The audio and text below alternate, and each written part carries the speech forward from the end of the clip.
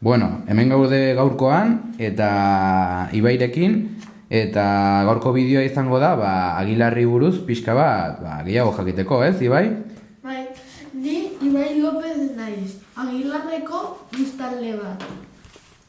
Eta egiten ari naiz bideo hau nire herriaz gehiago jakin dezazuen. Aha, oso ondo. Eta Aguilar, adibidez, zein probintzitan dago? Aguilar, Nafarroan kokatuta dago. Aha, oso ondo, herri txiki bat da, Nafarrokoa. Eta biztanleriari dagokionez esan dezakegu, ze biztanle kopuru ditu? Biztanleriari dagokionez 94 biztanle enpadronatuta daude.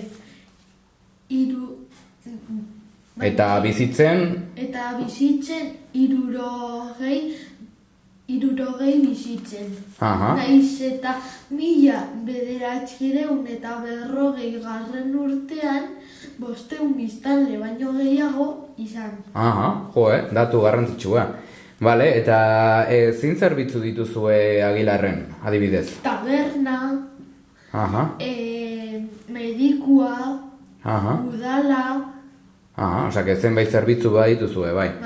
Orduan, eta zertaz bizi dira Aguilarreko jendeak? Zertan lan egiten dute?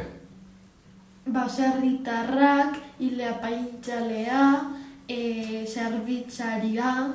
Osea, zenbait lanbide desberdin dituzte, ez? Bale.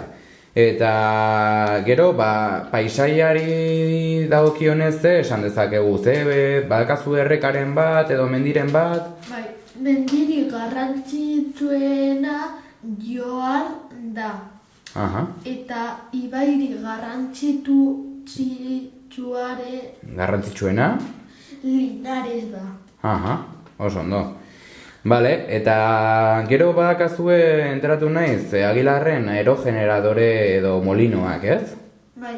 Eta zertarako balio dute aerogeneradoreek? Aguilarren aerogeneradoreak ditugu. Energia birziklatzeko. 109tik... 109, ez? Dituzue. 55 Aguilarrekoak dira. Eta gero ze pieza ezberdinak dituzte aerogeneradorak, zezuak izu horri buruz?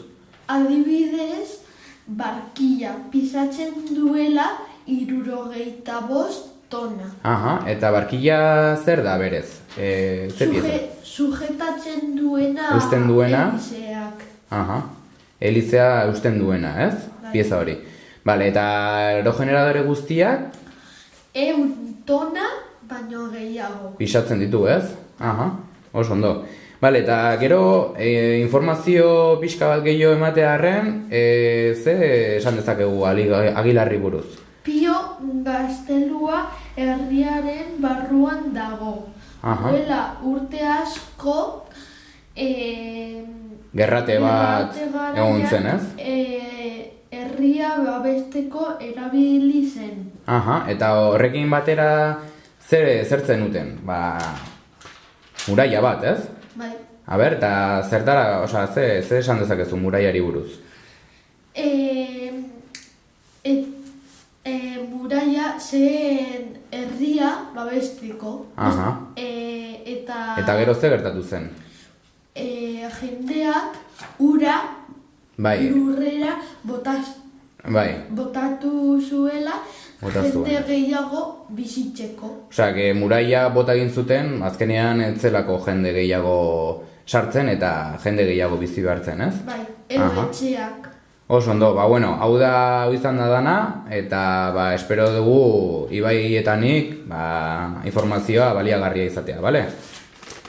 Gero arte.